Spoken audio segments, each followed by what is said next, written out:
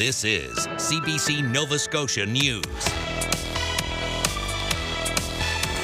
Lower prices at the pumps. What some Nova Scotians think about Ottawa's pause on the federal fuel tax. Digital overload. Nova Scotia parents are calling for stricter limits on classroom screen time. And a sweet start. Halifax Wanderers' newest goalie is ready to make his home debut in moon mist-inspired gear. It's weekend time. Lots of sunshine on Saturday, clouding up with some showers for Sunday. Your full forecast is coming up. Good evening. We are just days away from a break at the pumps. Prime Minister Mark Carney announced earlier this week he will temporarily pause the tax on fuel. That begins on Monday. As the CBC's Kyle Moore tells us, some Nova Scotians are looking forward to the lower prices, while others feel more is needed. On Friday in Sydney, $1.80.6 a litre is the price for regular self-serve. Gas is up more than 28% in much of Nova Scotia. Ever since the United States and Israel launched their attack on Iran and oil stopped flowing through the Strait of Hormuz. How do I feel about gas prices? Yeah. Am I allowed to swear on camera? I'm not happy with them. No, especially when you're driving a truck. Relief is coming on Monday, the Prime Minister announcing a temporary tax cut into Labor Day, a 10 cents per litre discount on gas and 4 cents on diesel fuel. Because of the war with Iran, fuel prices have increased sharply around the world, including right here in Canada. So we're taking more action to help. It's one item on some people's wish lists. That's great. Oh, I'm sure it'll be a big help for people. It helps a little bit, but I mean, it's not enough. At this Sydney soup kitchen, Marco Amati says prices are fueling the cost of groceries. We buy the freezer stuff, so we make all our meals from here. So when I go in there and you're looking at beef and chicken and all, I mean, prices are doubled. Like, I never seen that in a long time, so we have to pick and choose, and it's a tough time. The government says cutting the fuel tax will help reduce operating costs for truckers and businesses in the food, agriculture, housing, construction, and delivery sectors. Back at the pumps. Prices are outrageous. How do they expect the working man to get ahead? You know what I mean? Like, it's not right. Just how great the federal tax break will be is still up for debate. Kyle Moore, CBC News, Sydney. Regulators have hit the pause button on Nova Scotia Power's planned rate hikes, and it's all thanks to the massive data breach. The Utility and Review Board has stalled the revised 7% increase over 2 years. The holdup concerns over billing accuracy following last year's cyber attack. The breach broke the link to smart meters, forcing the utility to estimate bills for months. Regulators worry that the utilities plan to raise power rates in the middle of a billing cycle without precise billing data could unfairly hit some customers. The board and Nova Scotia Power have to find a resolution before the rate hike can take effect. Some Nova Scotia parents are concerned about how much technology is being used in classrooms. They say with few guidelines, students are being exposed to too much screen time at school. Selena Alders reports. Kim Herrick's kids spend most of their free time reading books, making crafts, and playing outdoors. Apart from watching the occasional cartoon, they have no access to electronic devices at home. But she says that's not the reality at school. I just want my children to go to public school and learn from another human in a safe environment. In Nova Scotia, students are first introduced to digital literacy in grade primary. They're given access to technology like Chromebooks and tablets. But how, when, and why these devices are used varies, and the province says it's up to teachers to use their discretion. As a substitute teacher, Herrick has seen firsthand the inconsistencies in how technology is used. Integrated technology in every single class, where some teachers are like, yeah, you can watch a movie on Netflix as long as you're staying on task. Okay. Watch a movie and stay on task during school hours. Got it. Like, who can do that? Nobody. This expert says children over the age of 5 should only be getting 2 hours of recreational screen time per day. Our brains really aren't designed for multitasking, and this can even be even worse for children, and it can lead to that cognitive fatigue, that brain fog. And also a lot of online platforms or computer-based programs are designed to capture the reward system. She says it can be difficult to monitor what students are doing on school-issued devices, making it hard to know what type of materials they're using. Parent Jenna Post thinks technology and the internet are introduced to students too early. She wants to see more evidence online learning actually improves learning. I think people have this misconception that using technology and learning through technology is somehow going to translate to these kids being tech savvy. And even anything they're using right now is going to be obsolete by the time they're in the workforce. These parents think there should be a province-wide directive to limit the use of screen time in class. The Department of Education says it's exploring the idea of formal guidelines. Selena Alders, CBC News, Halifax. The Nova Scotia government will spend $14 million this year replacing outdated video lottery terminals. 404 VLTs will be replaced at existing commercial operations, and an additional 212 will be replaced in First Nation communities. The work is expected to be complete this summer. According to the Nova Scotia Gaming Corporation's business plan, VLTs produced about $119 million in net sale for the province during the fiscal year that just wrapped up. The province uses revenue from gambling to fund a variety of programs, including healthcare and education.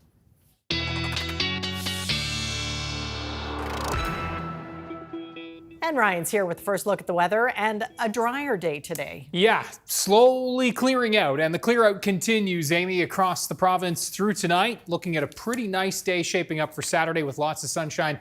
Things turning a little cloudy and damp again on Sunday. Have a look at those high temperatures today. 16 down in Shelburne, 15 at Greenwood. Temperatures for the most part into the double digits, so a milder day indeed. And there's the back edge of that cloud, which is sinking from north to south over the next few hours, and we will see that clear out as those showers pull away as this frontal boundary moves out and we get into that high pressure area for Saturday. Lots of sun for Saturday. The big factor is going to be the east to southeast winds. That is going to limit temperatures into the single and low double digits across the Cape Breton region along the Atlantic coastline, and then inland areas we're going to climb into the mid-teens, even some temperatures as mild as 15 and 16 degrees. And then as you can see on Sunday, we're looking at a southerly flow, more widespread double digits and teen temperatures, but the warmest temps again across northern areas of the province. We'll walk you through the weekend hour by hour and your 7-day coming up in a few minutes. All right, sounds good. Thanks, Ryan. Thank you. The Nova Scotia SPCA is planning a new training program to try and help with a shortage of animal care professionals. It's aiming to start a new educational program for veterinary technicians. As the CBC's Gareth Hampshire tells us, the society says they are currently difficult to find. Veterinary technicians play important roles in animal care, but the SPCA says there's a shortage of them, and they're planning to launch a new training program to help deal with the issue that is having an impact. It is certainly harder to get appointments at veterinary hospitals and get services done in a timely fashion than it really should be. Brutus the cat has been in the care of the shelter since March. Technicians have been involved in his treatment for an injured leg. That sounds good. Registered veterinary technicians perform a range of tasks to support veterinarians, but they're difficult to find. The SPCA has been trying to add another technician to its team for more than a year. In order for me to do the surgeries that I need to do, the sterilization, the lump removals, those sorts of things, I need technicians to be looking after the anesthesia so that I can concentrate on the surgical work. Jen Welshman has worked as a veterinary technician for nearly 30 years. It does impact animal care at the end of the day when there's not enough help for them to receive that care. She's also now helping develop the new 2-year program aimed at high school graduates. It's a course that will include practical experience through clinical rotations. So we get to wear many hats in a veterinary hospital setting, whether it's taking x-rays, monitoring anesthetic of animals that are under surgery, lab work. We also collect blood and other samples, which is always great. It's a lot of hands-on technical skills for veterinary technicians. The next step is for the Department of Advanced Education to grant final approval. The program's planned start date is August 31st. Gareth Hampshire, CBC News, Dartmouth. Cape Breton Regional Municipality's mayor and staff are under fire after councillors learned a parcel of land had been sold without council's knowledge. The land includes the wharves in the Sidport Industrial Park on Sydney Harbour. CBRM had been leasing the property to a ship repair company, but the company bought the land last month under the terms of the lease. Some councillors were upset the sale was signed off even before council voted to approve its budget last month, and that many were left in the dark. That's a question for the CAO. The transactions themselves are the responsibility of the CAO and senior management. From a legislative point of view, there are agreements that are put in place. We deal with hundreds of documents that come through the mayor's office that council would have dealt with in the past. This is no different in terms of a transaction. It was a legal option that was triggered with regards to a purchase option. Mayor Clark signed the deed transfer document last month, but says the chief administrative officer will address questions about the sale at next week's council meeting. Well, if you're headed to PEI soon, getting off the island will take a bit longer. The Confederation Bridge is being resurfaced. The work is expected to start in late April or early May. During construction, traffic will be reduced to one lane, and motorists are being asked to plan for an additional 30 to 60 minutes to cross the bridge. Repaving will start on the New Brunswick side, alternating lanes and closing off 3.5-kilometer sections at a time. It is expected to be completed by the end of June. Meanwhile, the McDonald Bridge in Halifax will be closed to all traffic this weekend as work continues to extend the structure's lifespan. The work will also require the bridge's pedestrian walkway and bike lane to be closed. The bridge will reopen Monday morning at 5:30 a.m. The Halifax Wanderers will play their home opener this weekend at the Garrison Grounds. It will also be the first time fans can watch new goalkeeper Marco Carducci in action. The Calgary native is repping a fresh look based off a signature Nova Scotia ice cream flavor. The CBC's Ethan Hunt caught up with the goalie ahead of the game. Carducci with his first step in Wanderers blue. Marco Carducci has been cold as ice for the Halifax Wanderers this season. The Calgary native spent 7 years with his hometown team, the Cavalry, before a move to the Maritimes. Just got to a point where I was excited for a new challenge, a different step in my career. With Calgary, he was recognized as the Canadian Premier League's top goaltender twice, was crowned league champs, and even beat testicular cancer. The goalkeeper had many clashes against Halifax and Cavalry Orange.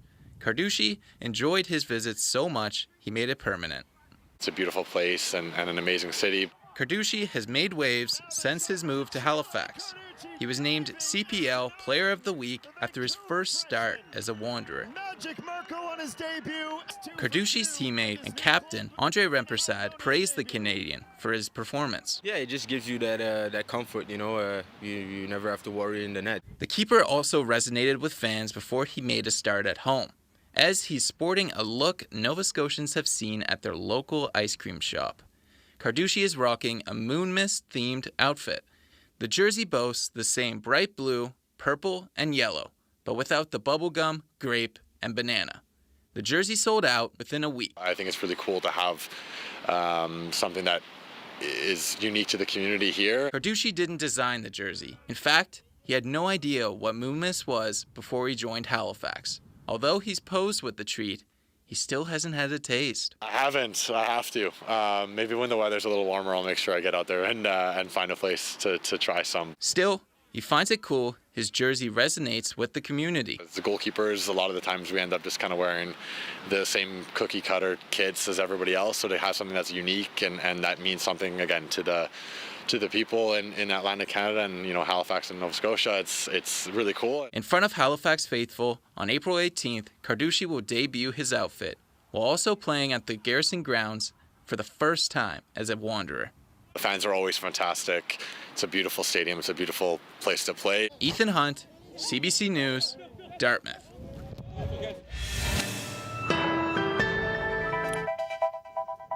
There's a live look over Halifax Harbor on this Friday. Ryan's up next with his full weather forecast. Stick around.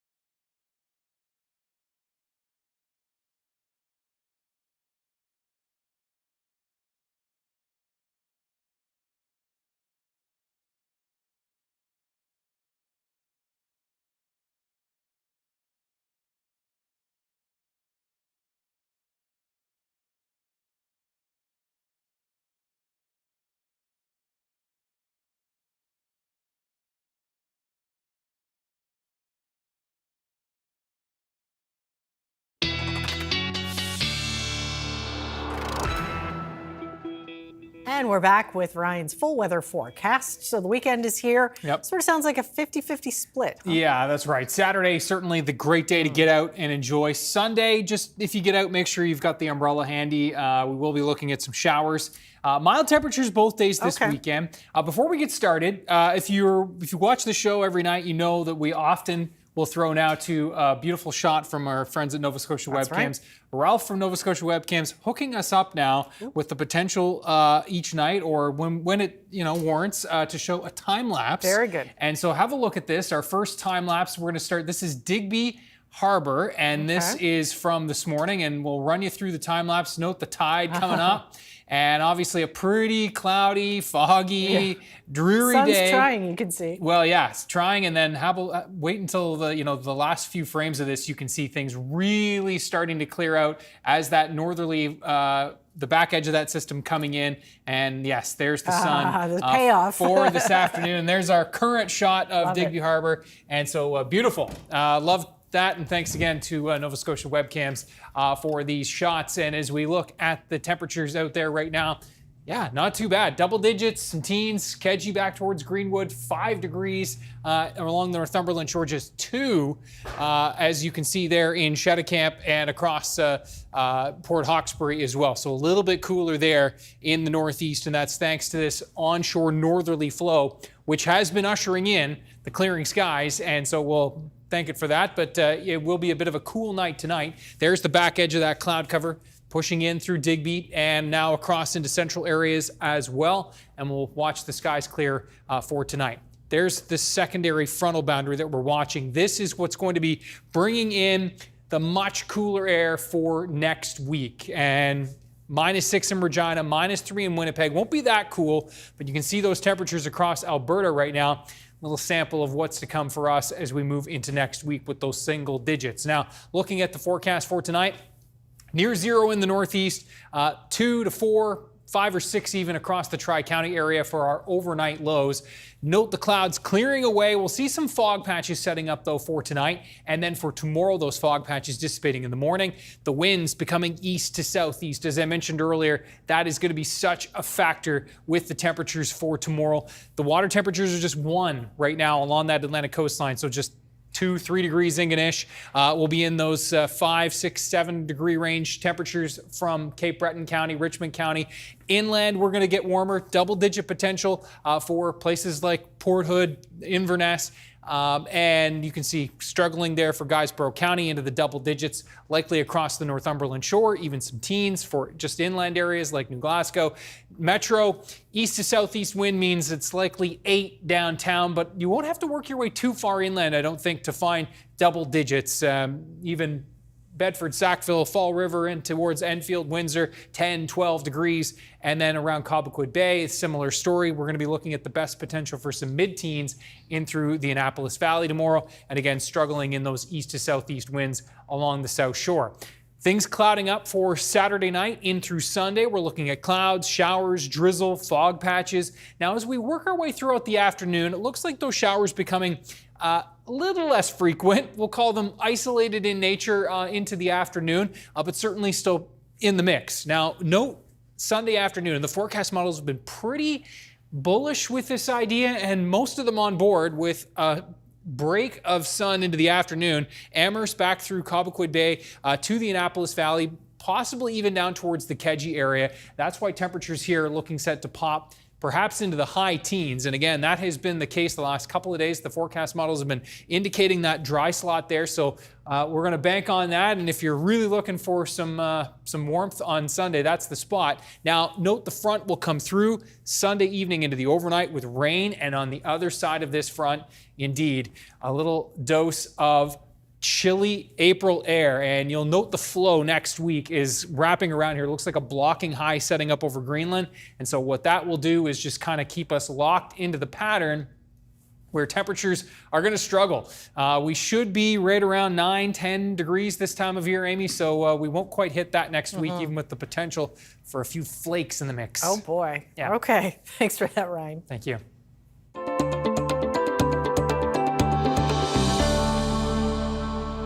Some Prince Edward Island students are getting a lesson in conservation. They're studying the life cycle of salmon, raising them from eggs and eventually releasing them.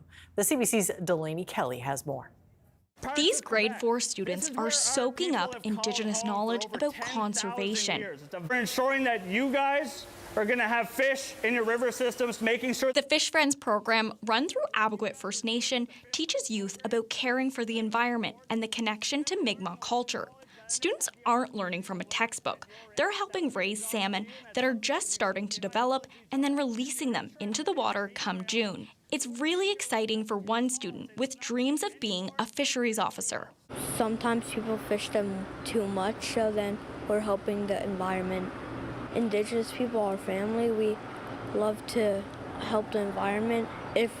Back in the day, if we kill something, we would give tobacco back to the earth. He says it's a really cool experience to have his classmates learn his cultural values alongside him. We're all one family. We're all Nogama. It's our family.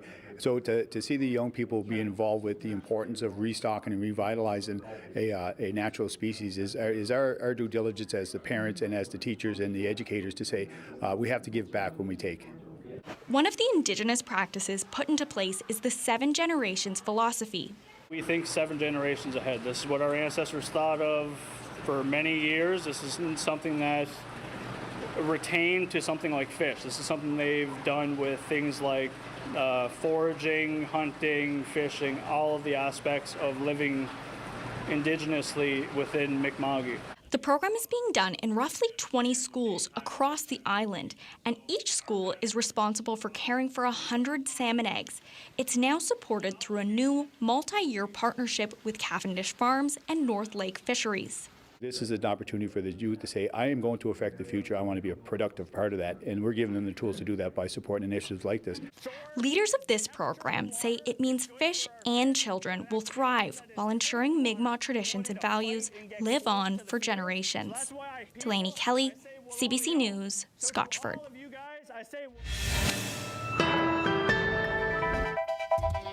Coming up, as expenses skyrocket, lobster harvesters in the Maritimes are hoping for higher prices this spring.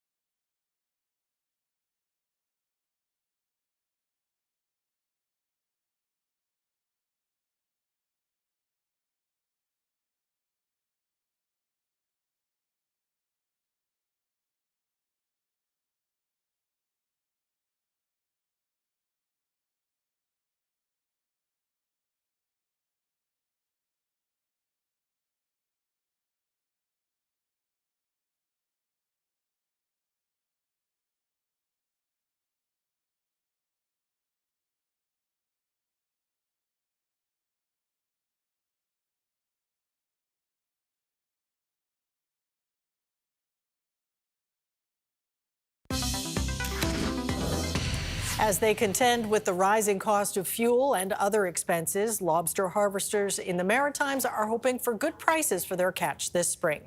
For more on this, we're joined by Martin Mallet, Executive Director of the Maritime Fishermen's Union. So we're all noticing the spike in fuel prices since the start of the Iran war. What has been the impact on lobster fishermen? Well, I mean, the cost of fuel can go up, can be 15-20% of the cost of operations for a fishing captain in the spring fishery in May and June, right? So a 50% fuel increase is going to impact significantly his margin, right? So starting the season, I mean, we know that the markets, I mean, they're still interested in our lobster. We know that we don't have the tariffs this year to contend with like we did last year at the same time of year. And I mean, so I mean, we're looking for a $9 to $10 a pound average price this year for a lobster. So I mean, it's an increase of maybe 10-15% from last year. It's not exaggerated, right? And we think it's possible with the current state of the market. Well, besides the skyrocketing fuel costs, what are the other challenges that the industry is facing, particularly cost-wise? Well, cost-wise, one significant jump over the last 3-4 years has been the cost of bait. In particular, let's say for mackerel, it used to be 90 cents a pound for bait mackerel. Today it's getting close to $3 a pound. Let's say $2.70 a pound. So that's over, I mean, that's over 100% increase. And bait costs for, I mean, a typical fisherman can be upwards of $40,000, $50,000. Now, some of the catches so far this season, how are they? The catches, I mean, the fisheries, the spring fisheries are not started yet. So we're looking at late April in the next few weeks. Now, the catches in Southwest Nova Scotia have been down again this year. So that's continuing a downward trend over the last 5 years. They're getting a better price, though, for their catch. So that's kind of helped a little bit. But we're hopeful that in the spring fisheries on the eastern shore of Nova Scotia and the Gulf, that the catches will be good. Well, to what do you attribute the downward spiral, I guess, in the size of the catches? Well, overall, the catches have been trending down. The main reason for that is that the northeastern part of New England, especially the Gulf of Maine area, the catches have been going down over the last 5 years by now by almost 50%. The main culprit is potentially climate change. There might be some other factors as well, but that's affected the overall availability of lobster in the markets. On the other side of the spectrum, I mean, lobsters range is going north, so there's more lobster coming out of Quebec now and Newfoundland. But overall, less lobster. The markets still are very hungry for our lobster internationally. So that's also a reason why we think that the market should be paying a good price for our product. Well, sticking with that, as you mentioned, the 25% tariff imposed by the Chinese government came off last month after they reached a limited trade deal with Canada.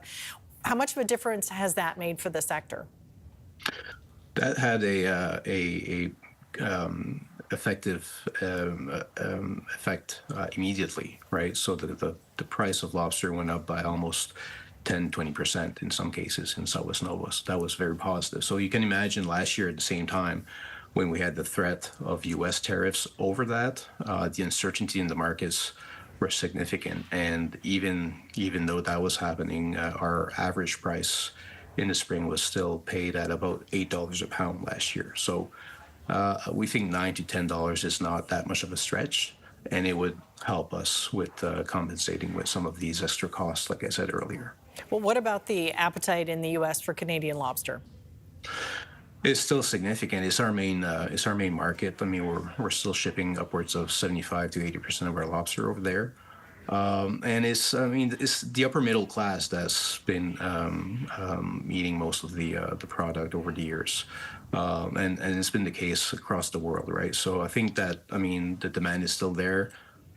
even if the economic conditions are getting worse over there. I think that for this year, we're still okay.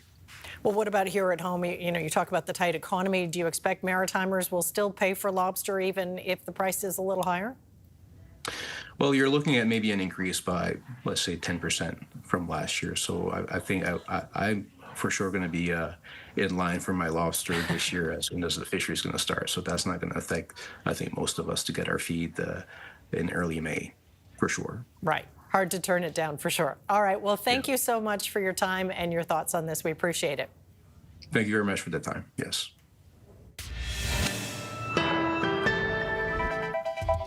Coming up, tens of thousands of Lebanese are trying to return home amid a shaky ceasefire in the Middle East.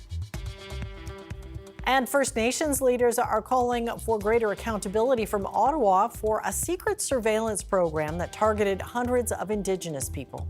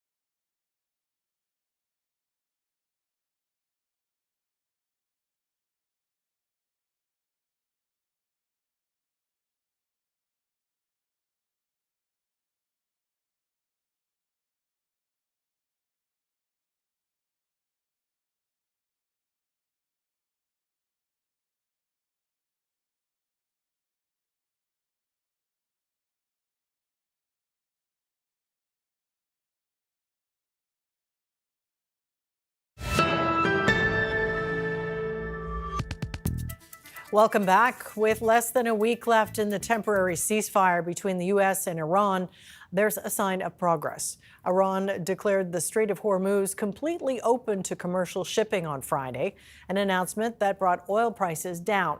Still, U.S. President Donald Trump said his country's blockade of Iranian ports would continue. Chris Reyes has that story.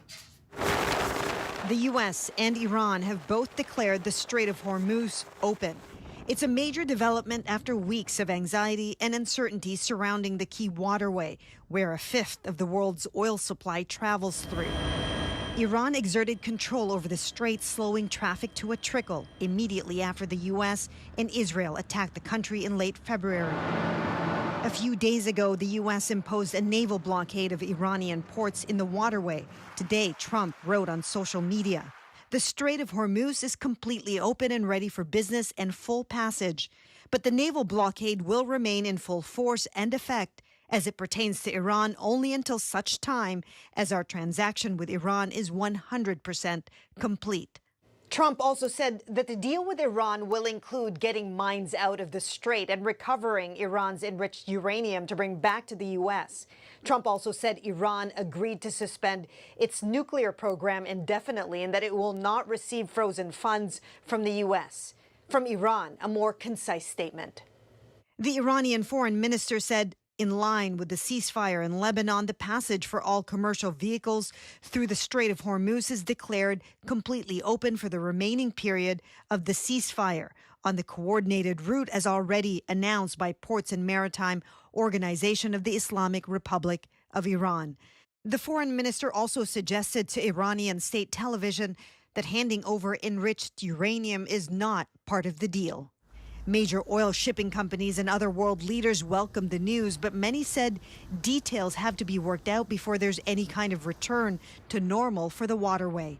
UK Prime Minister Keir Starmer was co-chairing a meeting with France on the future of the Strait of Hormuz when the US and Iran made their announcement. We welcome the announcement that was made during our meeting, but we need to make sure that that is both lasting and a workable proposal.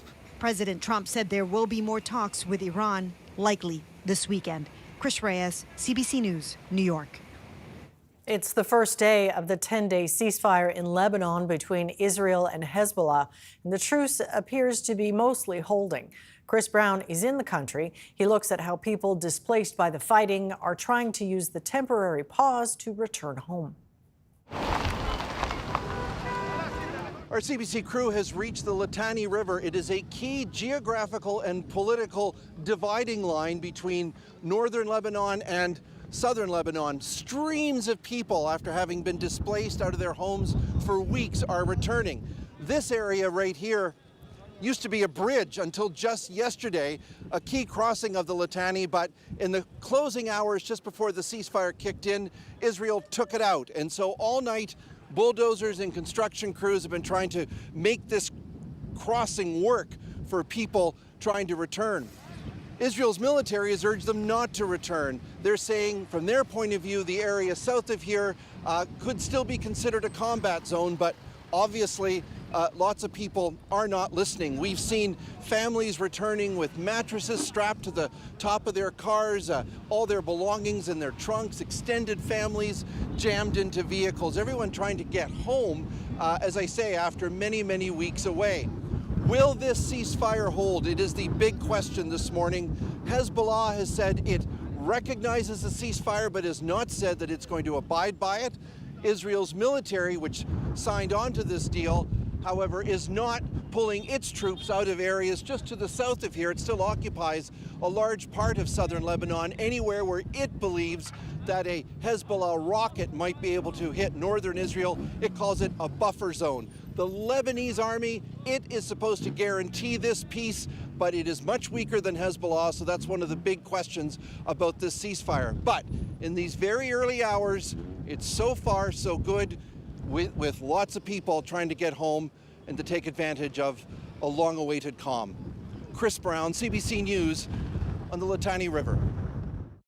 In an exclusive interview with CBC News, Finnish President Alexander Stubbs spoke about his close relationship with Mark Carney. He told chief political correspondent Rosemary Barton the men share views on the role of middle powers in international relations. Here's part of that interview. Well, I think foreign policy and diplomacy is never completely binary. It's not black and white unless we go into war. And I think what both Mark and I are trying to work out, we agree on the fact that the world order is changing, much like it did after World War I, World War II, and the Cold War. He uses the word rupture, which is tougher language. It's a little bit like the editorial of an economist. You know, you push it out there, and then he comes with a solution. His solution is middle powers, because he still believes in interdependence. And I agree with him on that. Then again, I come from a small country which is not a middle power, but we're in the EU. So I want to use kind of regional cooperation as an element. And what Canada is probably doing now is reaching out for different types of deals, like with India or the EU or the Nordic countries. So it's a very wise movement. So, you know, when Mark and I discuss, we then try to figure out, okay, what's the best way to keep what we can from the multilateral world order, because it is still functioning in terms of the UN exists, the WTO exists, the IMF exists, and the World Bank exists. So we have to do some deep thinking and then some practical proposals. And you can watch the full interview with Finland's President Alexander Stubbs this Sunday on Rosemary Barton Live. The RCMP recently said it regrets having kept hundreds of Indigenous people under surveillance in the 1970s. But the Assembly of First Nations says that isn't enough. It has sent a letter to the Prime Minister demanding greater accountability, and a former national chief is calling for a class action lawsuit. Brett Forrester has more.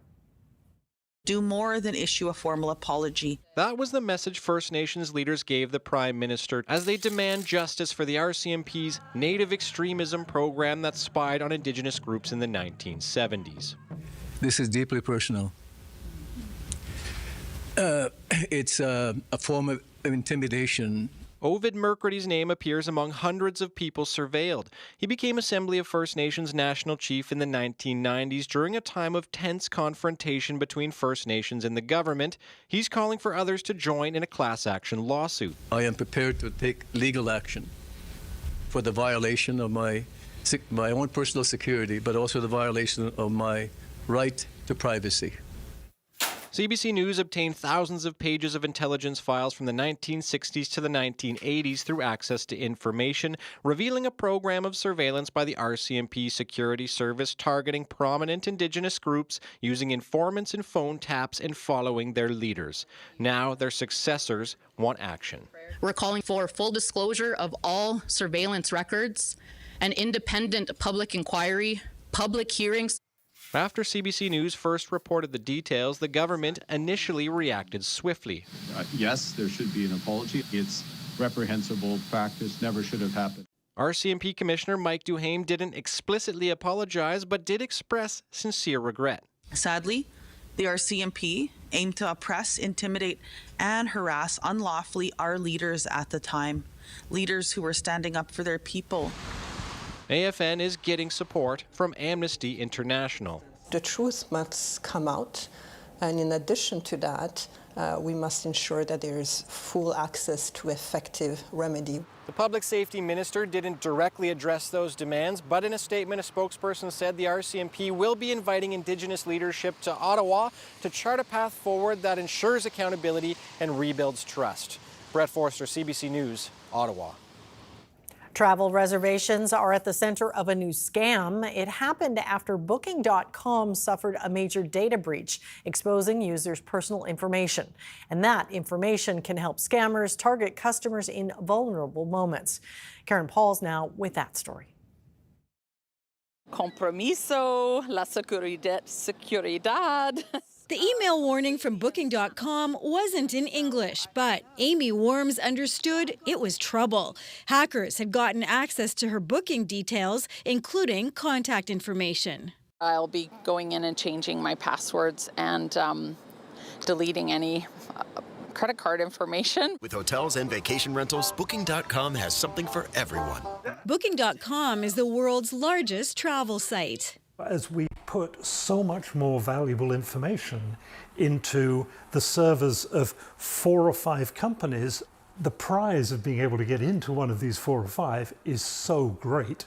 The resources that are put into hacking get greater every day. The company tells CBC News banking information was not released. It will never ask guests to share credit card details by email, over the phone, WhatsApp, or text. And it won't ask for a bank transfer. But this expert says the phishing scams from this data breach are more sophisticated. They wait for it to get close to the date. They email you convincingly that your booking has been canceled and you need to contact them immediately. And now we're in panic mode. And that's when we start to make mistakes that they capitalize on. People posting on social media sites say they've already been contacted by scammers or had big unauthorized charges on their credit cards. David Shipley says Canada is far behind places like Europe when it comes to consumer protection. In Europe, they're going to face up to 4% of their top line revenue as a fine. So that actually gets their attention. The Canadian government says it launched consultations 2 weeks ago on its national anti-fraud strategy, and a spokesperson says it's just weeks away from establishing a new financial crimes agency. Karen Pauls, CBC News, Winnipeg. A 90-year-old archivist says he has the perfect job working to preserve the rich history of northern Saskatchewan. But Graham Guest doesn't want to stop there. He loves to share his historical stories with the public. Nicole Laverne-Smith reports. This 20 by 20 foot room in La Ronge's Pakisamanua Library holds thousands of pieces of northern history. The archives have been guarded for more than 20 years by Graham Guest, a 90-year-old historian passionate about the people and stories that make up northern Saskatchewan. Firstly, I'm very interested in history and the fur trade, that kind of thing, the northern history. The archive started in 2002 and began with thousands of documents and photos the Department of Northern Saskatchewan left behind when it closed its doors in the 80s. Were they going to go to the dump or what?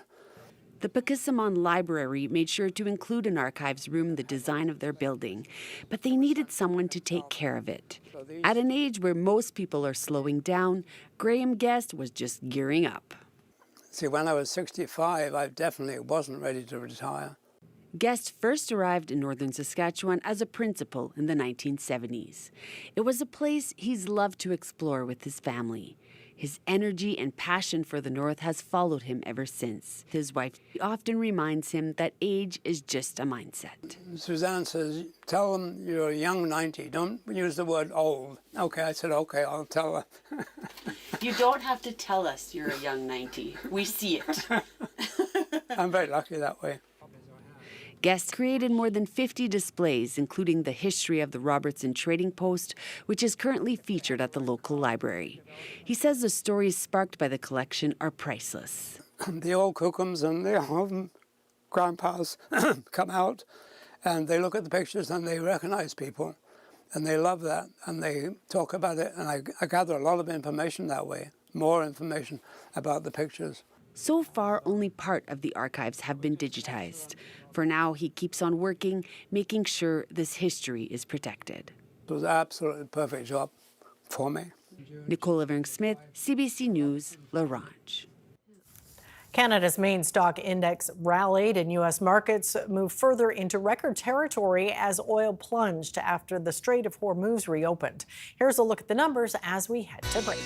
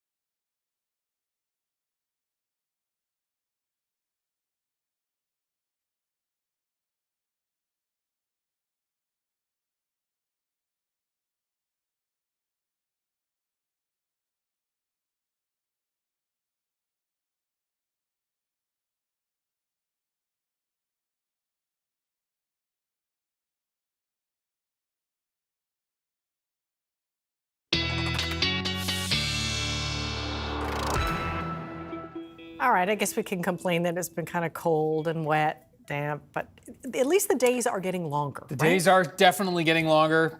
Sun setting later, sun rising earlier. Yeah. And that is a great segue to our viewer picture of the day. Have a look at this one. We're going to zoom in on the Amherst area. This is Northport. And yes. Oh, wow. Terrific sunset. Spectacular. Thank you to Diane Irwin for this great picture.